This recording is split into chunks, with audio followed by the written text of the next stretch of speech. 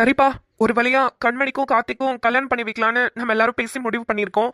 ஆனா ஒரு சில விஷயங்களை கொஞ்சம் நல்லா தெளிவா பேசிக்கலாமே தான் இங்க எல்லாரும் ஒண்ணா கூடியிருக்கோம். கார்த்திக் தம்பி, எனக்கு இருக்கிறது ஒரே ஒரு தங்கச்சி. அவளுக்கு என்னென்னலாம் செய்யணும்னு ஆசைப்பட்டனோ எல்லாமே நான் சேர்த்து வச்சிருக்கேன்.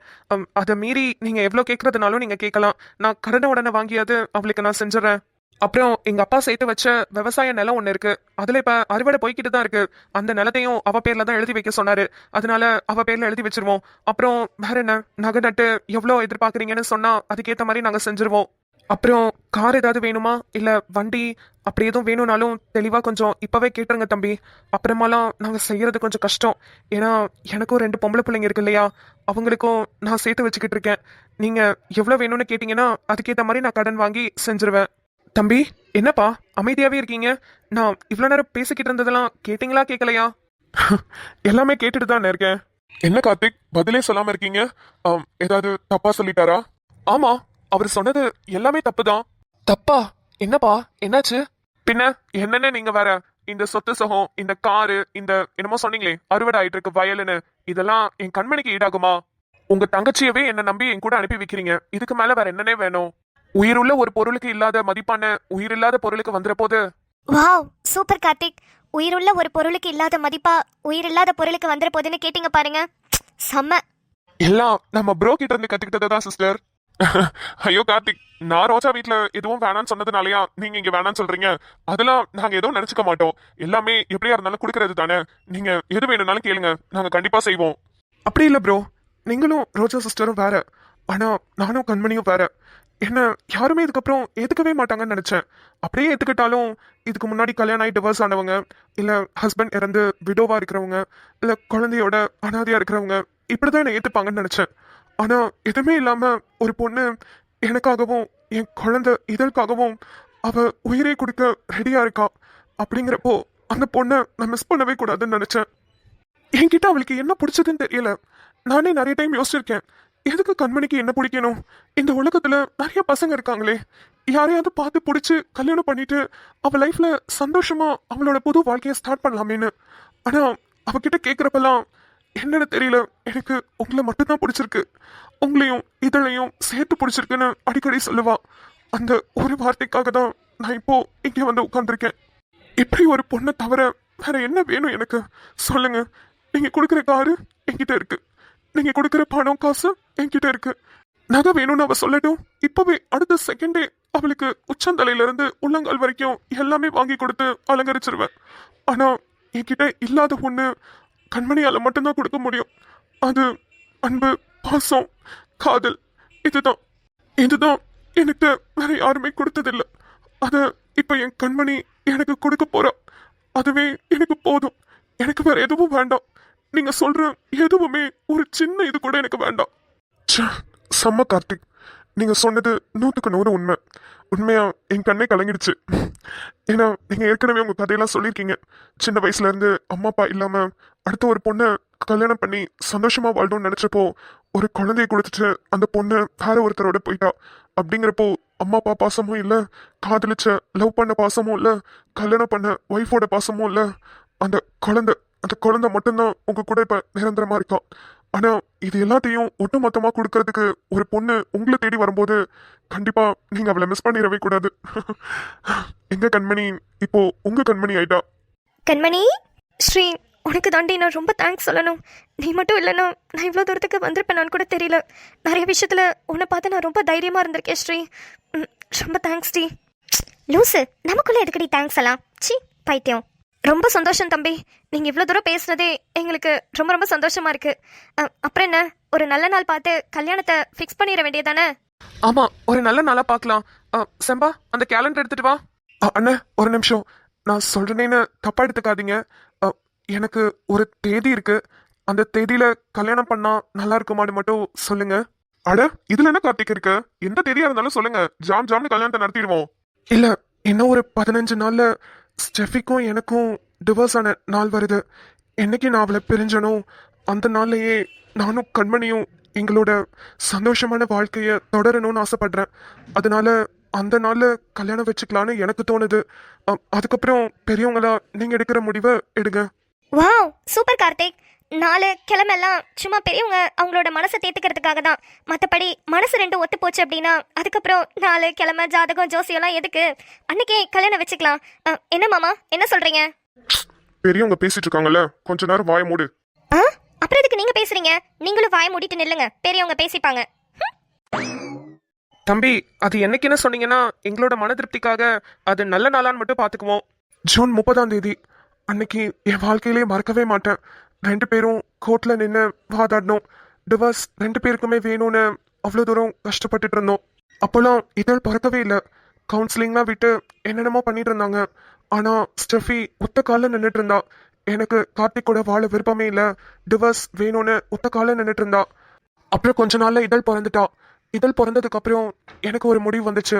அட்லீஸ்ட் இந்த பாப்பாக்காகவாது நம்ம சேர்ந்து வாழணும்னு ஸ்டெஃபி கிட்ட போய் பேசினேன். ஆனா அவளுக்கு சுத்தமா என்ன பிடிக்காமே போயிடுச்சு. என் கூட சுத்தமா வாழ பிடிக்கவே இல்லை, விருப்பமே இல்லைன்ட்டு போயிட்டா. அப்புறம் இதழ் பிறந்த 2வது மாசத்துல தான் நாங்க ஃபுல்லா டிவர்ஸ் ஆயிட்டு போனோம். ஆனா இந்த ஜூன் 30 என்னால மறக்கவே முடியாது. அவ நிற மாசமா இதழ் வயிற்றுக்குள்ள இருந்தப்போ 2 பேரும் வாதாடிக்கிட்டு இருந்தோம். அப்போ என்னை பத்தி அவ குறை சொல்லிக்கிட்டு இருந்தபோது இதழ் அவ வயிற்றுல நல்லா எட்டி உதச்சிட்டு இருந்தான்னு என்கிட்ட அதுக்கப்புறம் சொன்னான்.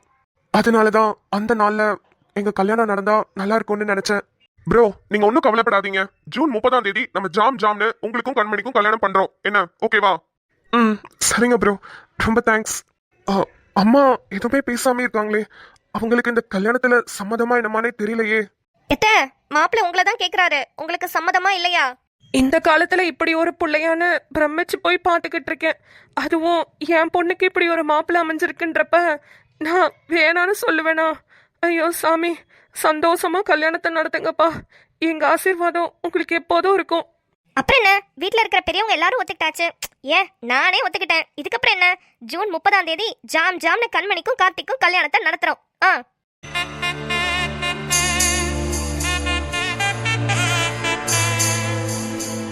ஆனா கார்த்திக் ஜி, ஒரு கண்டிஷன். கண்டிஷனா? சொல்லுங்க சிஸ்டர். ஜூன் 30 ஆகிறதுக்கு இன்னும் ஒரு 15 நாள் தான் இருக்கு. அது வரைக்கும் எங்க ஃப்ரெண்டை நீங்க பார்க்கவே கூடாது. என்ன நடந்தாலும் சரி, நீங்க வந்து பார்க்கவே கூடாது. 30 கல்யாண குளத்துல தான் எங்க ஃப்ரெண்டை நீங்க பார்க்கணும். என்ன, கண்டிஷன் ஓகேவா மாப்ள? அடி பாவி, ஏய் ஏன் இப்படி ஒரு கண்டிஷனை சொல்ற? மவளே, உன்னை வச்சுக்கிறேன் இரு. சிஸ்டர், கண்டிஷன் ரொம்ப ரொம்ப டஃபா இருக்கு. என்னால சத்தியமா அப்படிலாம் இருக்க முடியாது. வேற ஏதாவது கண்டிஷன் சொல்லுங்களேன். முடியாது. வேணும்னா ஃபோன்ல பேசிக்கோங்க. அதுலயும் வீடியோ கால்ஸ்லாம் not allowed, only phone calls தான். அது கூட ஏதாவது இந்த கல்யாணத்தை அப்படி நடத்தணும் இப்படி நடத்தணும்னு கொஞ்சம் டிஸ்கஸ் பண்ணுவீங்களேன்னு தான் சொல்லியிருக்கேன். மற்றபடி இந்த வீட்டுக்கு வந்து பார்க்கறது, இந்த மரத்தோரமா ஒளிஞ்சு நின்று பார்க்கறது, ஹாஸ்பிட்டல்ல போய் தெரியாம பார்க்கறது, அப்படி இப்படிலாம் இருக்கவே கூடாது சொல்லிட்டேன். இவ்வளோ நாளா லவ் பண்ணிட்டு தானே சுத்திட்டு இருந்தீங்க. ஒரு 15 நாள் எங்க ஃப்ரெண்டு எங்க கூடயே டைம் ஸ்பெண்ட் பண்ணட்டுமே, உங்களுக்கு என்ன பிரச்சனை? இதழ் குட்டியை வேணா எங்க கிட்டே விட்டுட்டு போங்க, நாங்க பாத்துக்கிறோம். கண்மணி இருக்கா, நாங்க எல்லாரும் இருக்கோம். எங்க கூட இதழ் இருந்துப்பா, உங்க கூட தான் தனியா இருக்க மாட்டா, நாங்க பாத்துக்கிறோம். சிஸ்டர், என்னது இது? அப்படியே நானும் இங்கே இருந்துக்கிறேன்னு ஒரு கண்டிஷன் போடுங்க. என்னாலலாம் உங்க எல்லாரையும் விட்டுட்டு இருக்க முடியாது. எங்க எல்லாரையும் விட்டுட்டு இருக்க முடியாதா, இல்ல இவங்க 2 பேரையும் விட்டுட்டு இருக்க முடியாதா? அதை நீங்க எப்படி வேணாலும் வச்சுக்கோங்க. ஆனா சத்தியமா என்னால இருக்க முடியாது சிஸ்டர். ஐயோ மாப்ள, அதெல்லாம் இருந்துதான் ஆகணும். பாக்கலாம், இந்த டெஸ்ட்ல நீங்க பாஸ் பண்றீங்களா இல்லையான்னு பாக்கலாமே. ஒரு ஜாலியா இருக்கும்ல, இருங்களேன். கார்த்திக், சரின்னு சொல்லுங்க, அதெல்லாம் நம்ம ஏமாத்தி பாத்துக்கலாம். ஒத்த ரோசா, சாரி ரெட்ட ரோசா, நீ பேசுறது என் காதுல விழுந்துருச்சுடி செல்லம். யாரையும் நீ ஏமாத்த முடியாது. என்ன மவளே, 15 நாள்ல கார்த்திக்க பார்க்க போறேன், கீர்த்திக்க பார்க்க போறேன்னு போய் பாரு, அப்புறம் இருக்குடி உனக்கு. நீ எல்லாம் ஒரு ஃப்ரெண்டாடி? இல்ல நீ எல்லாம் ஒரு ஃப்ரெண்டா? பாவி, உனக்கு கல்யாணம் ஆகிறதுக்கு நான் எவ்வளவு ஹெல்ப் பண்ணிருப்பேன். என்ன ஏன்டி இப்படி பண்ற? ஏய், எனக்கு நீ பண்ணதை விட உனக்கு நான் தாண்டி பண்ணிருக்கேன். இன்னும் உங்க மாமா என்கிட்ட பேசல தெரியுமா? என்ன ஓங்கி ஒரு அரை அரைஞ்சிருக்காரு. அதுக்கே நான் அவர்கிட்ட பேசக்கூடாது, ஆனா இந்த ஆளு என்கிட்ட பேச மாட்டேங்கிறாரு. என்னடி சொல்ற, உண்மையாவா? ரோஜா, என்னால உங்க 2 பேருக்குள்ள பிரச்சனையா?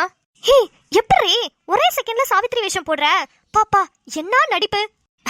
ஏய், இந்த 15 நாள்ல நான் கல்யாணம் ஆகி போறதுக்குள்ள உங்க 2 பேரையும் சேர்த்து வச்சுட்டு தான் இந்த வீட்டை விட்டே நான் வெளியே போவேன், சரியா? ஓ, அப்படி நாங்க 2 பேரும் சேரலனா நீ வீட்டை விட்டு போக மாட்ட, அப்படியா? இல்ல, நான் உங்க 2 பேருக்கும் நல்லது பண்ணலாம்னு நினைச்சேன். ஆனா நீ ரொம்ப ஓவரா வாய் பேசுற. நீ இப்படி பிரிஞ்சே கடை. அடி பாவி, உன்னால தாண்டி நான் இப்படி கிடக்குறேன். உன் கழுத்தை நெரிச்சு நான் உன்னை கொன்றுவேன். நான் லவ் பண்ணிட்டு வந்து கல்யாணம் பண்ணேன்டி இந்த ஆளை. இந்த மனுஷன் உன்னால என்னை ஓங்கி ஒரு அரை அரைஞ்சிட்டு இனிமே உனக்கும் எனக்கும் ஒன்றும் கிடையாதுன்னு சொல்லிட்டு போயிட்டாருடி. எல்லாம் உன்னால தாண்டி. நாயே, என்ன ஸ்ரீ, எனக்காக இது கூட பண்ண மாட்டியா? போடி. மூஞ்ச உடச்சிரு போடி என்கிட்ட. இப்போ நீயும் டாக்டர் சேர்ந்துட்டீங்க, நானும் இந்த ஆளை எப்படி சேர்றது? ஏய், கல்யாணம் ஆனவங்கள எப்ப வேணாலும் சேர்ந்துக்கலாம்டி.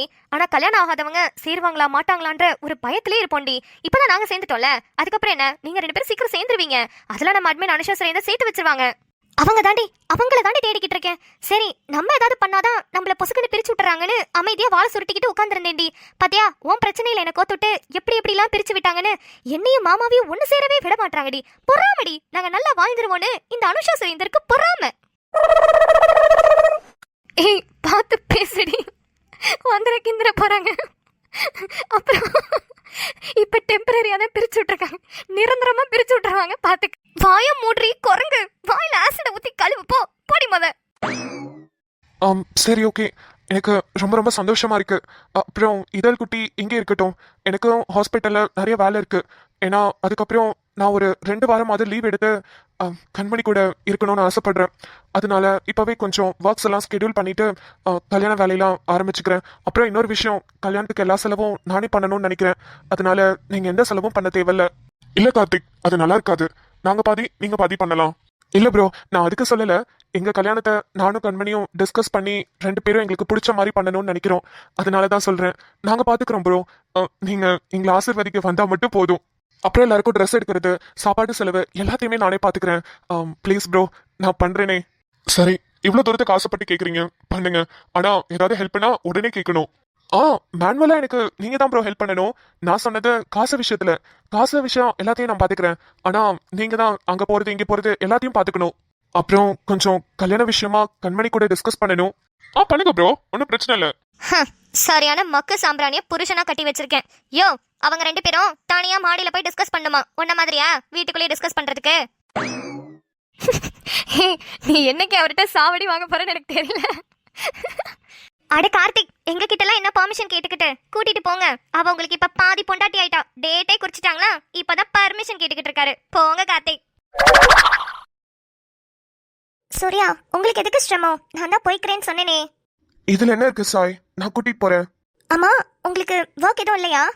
இருக்குதான், ஆனா நான் எப்பயாவது இந்த மாதிரி பெர்மிஷன் எல்லாம் கேட்டா தருவாங்க. ஓ, சரி. நாளைக்கு என்னோட ஸ்கூட்டியை சர்வீஸ்ல இருந்து வாங்கிடுவேன். அதுக்கப்புறம் நான் ஸ்கூட்டிலே போய்க்கிறேன். ரொம்ப அவசரப்பட்டெல்லாம் வாங்க வேண்டாம், நான் தான் இருக்கேன்ல, நான் பாத்துக்கிறேன். சரி, கேட்கணும்னு நினைச்சேன். உனக்கு ஒரே ஒரு தங்கச்சி தானா? ஆமா, நானும் ஜனனியும் மட்டும்தான். நீங்க? எனக்கும் ஒரே ஒரு தங்கச்சி இருக்கா. ஆமா, சொல்லிருக்கீங்களே. எவனுக்கோ கல்யாணம் பண்ணி கொடுத்துட்டு ரொம்ப கஷ்டப்பட்டுக்கிட்டு இருக்கானு. இப்ப எப்படி இருக்கா? பேசுறதே இல்ல, ரொம்ப நாள் ஆச்சு பேசி. அப்பாவும் என்கிட்ட ரொம்ப பேச மாட்டாரு. அவரும் ஊருக்கு போயிட்டாரு. அண்ணன் தங்கச்சி ரிலேஷன்ஷிப்ல ரொம்ப பாசமா இருப்பாங்களே. நீங்க என்ன இப்படி இருக்கீங்க? நாங்களும் ரொம்ப பாசமா இருந்தவங்க தான். ஆனா அவ கல்யாணத்துல தான் எனக்கு கொஞ்சம் மனக்கசப்பாயிடுச்சு. அவகிட்ட லைட்டா பேசினேன். அவளுக்கும் பிடிக்காம தான் அங்க இருக்கான்னு தெரிஞ்சுக்கிட்டேன். ஆனா என்ன பண்றது, அவ லைஃப அவ வாழ்ந்துதானே ஆகணும். பொண்ணுங்க லைஃப்னாலே இப்படிதான். பிடிச்சிருந்தாலும் சரி, பிடிக்கலனாலும் சரி, வாழ்ந்துதானே ஆகணும். எனக்கு ஒரு அண்ணன் இருக்கான், என்னோட பெரியப்பா பையன். நல்லா பாத்துக்குவான். உனக்கு அண்ணன் இருக்கானா? அதான் சொன்னனே, பெரியப்பா பையன். ஆனா என் கூட பிறந்த அண்ணன் மாதிரி எல்லாத்தையுமே பார்த்து பண்ணுவான். அவனுக்கும் இப்பதான் கல்யாணம் ஆச்சு. அவங்க லைஃப்லயும் கொஞ்சம் ப்ராப்ளம்ஸ் போய்கிட்டு இருக்கு. என்ன பண்றது, இப்போ உள்ள சிச்சுவேஷன்ல எல்லாருக்குமே இதே மாதிரி தான் ப்ராப்ளம்ஸ் நடக்குதுன்னு நினைக்கிறேன். கல்யாண லைஃபே யாருக்குமே செட் ஆக மாட்டேங்குது, ஏனே புரியல. அது ஒன்றும் இல்லை, ஒருத்தரோட மனசை பொறுத்து. அவங்களுக்கு அது செட் ஆகல, அதுக்குன்னு எல்லாருமே செட் ஆகாம இருப்பாங்களா? அதுவும் ஒரு வகையில கரெக்டு தான். நீங்க மொத்தம் உங்க வீட்ல எத்தனை பேரு? அம்மா, அப்பா, நான், என் தங்கச்சி 4 பேர் தான் ஒரு ஃபேமிலியா இருந்தோம். அப்புறம் நான் 12th படிக்கும்போது எங்க அம்மா இறந்துட்டாங்க. அவங்க டிபியில தான் இறந்தாங்க. அந்த எங்க அம்மா பட்ட கஷ்டத்தெல்லாம் வந்து பார்த்துட்டு தான் என் தங்கச்சி டாக்டருக்கு படிக்கணும்னு ரொம்ப ஆசைப்பட்டா. அப்புறம் கடனை உடனே வாங்கி அது இது பண்ணி அவளை வந்து நீட் எக்ஸாம்லாம் பாஸ் பண்ண வச்சு டாக்டருக்கு படிக்க வச்சோம். இப்போ படிச்சுக்கிட்டு தான் இருக்கா, ஃபர்ஸ்ட் இயர் தான் படிக்கிறா. உங்க தங்கச்சி எம்பிபிஎஸ் படிக்கிறாங்களா? ஆமா. சரி, உங்க ஃபேமிலி பத்தி சொல்லுங்க. என் ஃபேமிலி பத்தி சரியா அந்த டீ கடையில டீ குடிச்சிட்டு போலாமா? அன்னைக்கு நம்ம குடிச்சோம்ல, சூப்பரா இருந்தது. என்ன மாதிரி நீங்களும் சரியான டீ டாட்லரா? ஓகே, வாங்க குடிச்சிட்டு போலாம். அண்ணா, 2 இஞ்சி டீ. சரிப்பா, இதோ போட்டு தரேன். சாய், உங்களுக்கு பிஸ்கெட் எதுவும் வேணுமா?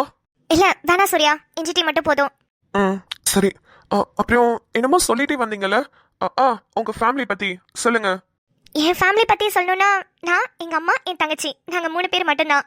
அப்புறம் நாங்கள் எங்கள் ஃபேமிலிக்கு அப்புறம் ரொம்ப க்ளோஸாக இருக்கிறது எங்கள் பெரியப்பா ஃபேமிலி தான். எங்கள் பெரியப்பா எங்களை ரொம்ப நல்லா பார்த்துக்குவாரு. அப்புறம் பெரியம்மாவும் தான். அப்புறம் ஆதினா எல்லாருமே சூப்பராக பார்த்துப்பாங்க. ஓ சூப்பர் சூப்பர். எல்லாரையும் சொல்றீங்க, ஆனா உங்க அப்பாவை பத்தி சொல்லவே இல்லையே. நான் அவரை பற்றி சொல்லலைன்னா அவரை பற்றி சொல்கிறதுக்கு ஒன்றும் இல்லைன்னு அர்த்தம். இல்ல புரியல. நான் 10th படிக்கும்போதே அவர் இறந்துட்டாரு, அவ்வளோதான். இறந்துட்டாரா? அது எப்படி சிரிச்சுக்கிட்டே சொல்றீங்க? அவர் இந்த உலகத்தை விட்டு போனதுக்கு அப்புறம் தான் நாங்கள் சிரிச்சு சந்தோஷமாகவே இருக்க ஆரம்பித்தோம். இப்படி ஒருத்தவங்கள சொல்லக்கூடாது, ஆனால் என்ன பண்ணுறது, அதுதான் உண்மை. என்னங்க சொல்றீங்க? அவ்வளவு குடும்பப்படுத்துவாரா? அதெல்லாம் அம்மா நிறைய அனுபவிச்சிருக்காங்க. நாங்கள் ரொம்ப சின்ன குழந்தைங்க. எனக்கு கொஞ்சம் விவரம் தெரியும். அப்போல்லாம் நான் அம்மாவை பிடிச்சிக்கிட்டு அழுதுகிட்டே இருப்பேன். ஆனால் அதுக்கப்புறம் அப்பா இறந்ததுக்கப்புறம் தான் சந்தோஷமாக இருக்க ஆரம்பித்தோம். உங்க அப்பா எப்படி இறந்தாரு? தெரியாது. தெரியாதா? என்னங்க சொல்றீங்க? இல்ல உடம்பு சரியில்லாம இருந்தாரா, இல்ல ஆக்சிடென்டா, அப்படி கேக்குறேன். அதான் சொல்கிறேனே, அவர் எப்படி இறந்தாரு அதெல்லாம் எதுவுமே எனக்கு தெரியாது. அப்பா அவ்வளோதான். இல்லை இனிமே அப்பா கிடையாது அப்படின்றது மட்டும்தான் தெரியும். மற்றது எதுவும் எனக்கு தெரியாது. உங்களுக்கு என்ன கலர் பிடிக்கும்? இல்லை என்ன கலர் பிடிக்கும்னு கேட்டேன். ப்ளூ. ஆனால் எனக்கு பிளாக் தான் பிடிக்கும். இவ எதுக்கு இப்ப பேச்ச மாத்துறா? இவளுக்கு பேக் ஸ்டோரியில நிறைய பிரச்சனை இருக்கும் போலயே. அதுலயும் உங்க அப்பா ஏதோ பெருசா சம்மந்தப்பட்டிருக்காரு. இல்லைன்னா யாராவது அப்பா இப்படி இறந்தாருன்னு கேட்டா தெரியாதுன்னு பதில் சொல்லுவாங்க. இல்ல இதுல என்னமோ இருக்கு. சூர்யா, என்னால் இப்போதைக்கு உங்ககிட்ட எந்த உண்மையும் சொல்ல முடியாது. இப்போதைக்குன்னு இல்லை, எப்போதுமே இதெல்லாம் உங்ககிட்ட சொல்ல முடியாது. I'm sorry Surya. சாய், சொல்லுங்க சூர்யா. அப்புறம் படிப்பெல்லாம் முடிச்சிட்டீங்க, பிசினஸ் விமன் ஆயிட்டீங்க, ஆண்டர்பிரினரா இருக்கீங்க. இதுக்கு மேல என்னங்க வேணும்? எப்போ கல்யாணம்? என்ன சாய் சிரிக்கிறீங்க? எப்போ கல்யாணம் தானே கேட்டேன். அதுதான், அதை நினைச்சுதான் சிரிப்பு வருது. ஏன்? இந்த லவ், இந்த கல்யாணம் இதெல்லாம் எதுவுமே என் வாழ்க்கையில இருக்காதுங்க. அந்த பக்கெட்டை மட்டும் திருப்பி பார்த்தீங்க ஃபுல்லாவே பிளாங்காக தான் இருக்கும். மற்றது வேணா நீங்க எதிர்பார்க்கலாம். ஒரு நல்ல பிசினஸ் விமன் நீங்க சொன்னீங்க, அதனால நான் சொல்றேன். நல்ல பிசினஸ் விமன், ஆண்டர்பிரினர், ஒரு நல்ல வீட்டுக்கு ஒரு நல்ல பொண்ணு, என் தங்கச்சிக்கு ஒரு நல்ல அக்கா, எங்க அண்ணாக்கு ஒரு நல்ல தங்கச்சி, இப்படி வேணா நீங்க எடுத்து பார்த்தீங்கன்னா நல்லா இருக்கும். ஆனா இந்த லவ், இந்த கல்யாணம்லாம் எனக்கு சுத்தமா பிடிக்காது. நான் யாரையும் லவ் பண்ண போறதும் இல்லை, நான் யாரையும் கல்யாணம் பண்ணிக்க போறதும் இல்லை. ஓ சரி சரி. சாயோட அந்த சிரிப்புக்கு பின்னாடி ஏதோ ஒரு பெரிய மர்மம் ஒளிஞ்சுக்கிட்டு இருக்கு. அது என்னன்னு கூடிய சீக்கிரத்துல நான் கண்டுபிடிக்கிறேன். தம்பி டீ எடுத்துக்கோங்கப்பா. இதோ வரேன்னு. என்ன இன்னும் காணோம்? கண்மணி கல்யாண விஷயமா பேசிட்டு இருக்காரோ? அது இவ்வளோ நேரமா? வாங்க வாங்க, உங்களை தான் எதிர்பார்த்துட்டு நின்றுட்டு உட்காந்துக்கிட்டு இருக்கேன். வாங்க மாமா. இன்னும் கோபம் போலையோ, எதுவுமே பேசாம போறாரு. மாமா எங்க போறீங்க? நான் மாடியில போய் தூங்க போறேன். நீங்க படுத்து தூங்கு. என்னது, மாடியில போய் தூங்க போறீங்களா? ஒரு நிமிஷம் இல்லைங்க. என்ன சொல்லு. இங்க பாருங்க, நீங்க ரொம்ப இல்ல ரொம்ப ரொம்ப ரொம்ப ஓவரா பண்றீங்க. என்ன பிரச்சனை உங்களுக்கு? இப்ப நான் மாடியில தூங்குறதுனால உனக்கு என்ன பிரச்சனை? இத்தனை நாளா இங்க என் கூட தானே படுத்திருந்தீங்க, இப்ப என்ன திடீர்னு மாடியில? எனக்கு இங்க படுக்க பிடிக்கல, அதனால நான் மாடிக்கு போறேன். போதுமா?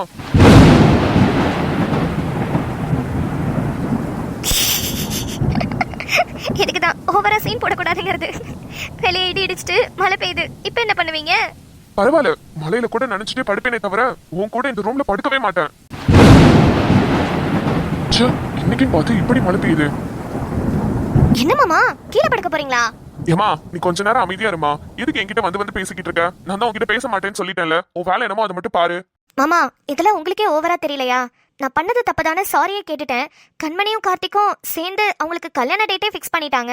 அதுக்கப்புறமும் என் மேல கோவமா இருந்தா என்ன அர்த்தம் சொல்லுங்க? நீங்களும் அப்பா பேசிடுவீங்க இப்ப பேசிடுவீங்கன்னு நானும் உங்களை சந்தோஷப்படுத்துறதுக்கு, உங்களை சிரிக்க வைக்கிறதுக்குன்னு காமெடி பண்ணிக்கிட்டு தான் இருக்கேன். ஆனா நீங்க அந்த டைம்ல சிரிச்சுக்கிட்டு, அந்த டைம்ல என்கிட்ட நக்கலா பேசிட்டு மறுபடியும் பேசாம போனா என்ன அர்த்தம்? என்ன அர்த்தம்? பேச பிடிக்கலன்னு அர்த்தம். அதான் ஏன்? இங்க பாரு, இந்த பொய் சொல்றது, இந்த துரோகம் பண்றது, இந்த நம்பிக்கை கொடுத்து ஏமாத்துறது, இவங்களெல்லாம் எனக்கு சுத்தமா பிடிக்காது. அப்படி உள்ளவங்கள என் வாழ்க்கையில இருந்து டெலீட் பண்ணணும்னு நினைப்பேன். ஆனா நீ என்ன பண்றது? எனக்கு பிடிச்ச பொண்ணு, என்னோட ஒய்ஃப், என்னோட பொண்டாட்டியா இருக்குன்றது ஒரே காரணத்தினாலதான் நான் இப்ப வரைக்கும் சும்மா இருக்கேன். இல்லனா நான் இந்நேரம் உன்னை என்ன பண்ணிருப்பேன்னு எனக்கு தெரியாது. மாமா எனக்கு புரியுது, ஆனா நான் வேற என்ன பண்ண முடியும் சொல்லுங்க? கண்மணி 11:30 மணிக்கு எனக்கு வேற வழி இல்லடி, நான் போய் தான் ஆகணும்னு என்கிட்ட வந்து ஹெல்ப் கேட்டா. நான் ஃபர்ஸ்ட் சொன்னேன் மாமா கிட்ட சொல்லலாண்டின்னு. ஆனா அவ ரொம்ப ஸ்ட்ராங்கா அந்த விஷயத்துல நின்னுக்கிட்டே இருந்தா. அதனால தான் நான் அமுச்சு விட்டேன். நான் வேற என்ன பண்ண முடியும் சொல்லுங்க? நான் பண்ணது தப்பு தானே சொல்லிட்டேன். இதுக்கப்புறம் இது மாதிரிலாம் பண்ண மாட்டேன் மாமா. அது உங்க மேல ப்ராமிஸ். உங்களுக்கு தெரியாம நான் எதுவும் பண்ண மாட்டேன். ப்ளீஸ். வேண்டாம், என்கிட்ட சாரி சொல்லியோ இல்ல ப்ளீஸ் சொல்லியோ யாரும் என்கிட்ட கெஞ்ச வேண்டாம். எனக்கு கொஞ்ச நாள் ஃப்ரீயா விடு. என்னால இந்த நம்பிக்கை துரோகம் இந்த போய் சொல்றதெல்லாம் உடனே ஏத்துக்க முடியாது. கொஞ்ச நாள் ஆகணும். அது வரைக்கும் உனக்கு இங்க இருக்க பிடிச்சா இரு. அப்படி இல்லைன்னா உங்க அண்ணன் வீட்டுக்கு கூட கிளம்பி போ. எனக்கு அதுல எந்த பிரச்சனையும் இல்ல. என்ன சொன்னீங்க?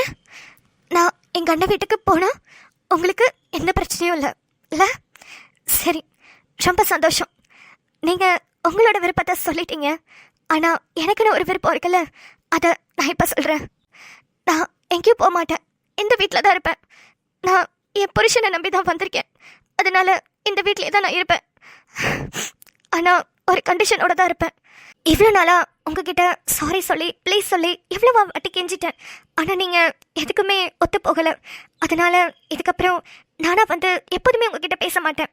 நீங்களா பேசுற வரைக்கும் என் மேல இருக்கிற தப்பை ஏத்துக்கிட்டு என்னை மன்னிச்சிட்டு நீங்களா வந்து ரோஜான்னு என்னை கூப்பிட்டு பேசுற வரைக்கும் நான் உங்ககிட்ட பேச போறதில்ல. தீராத காதல் தீயாக மோத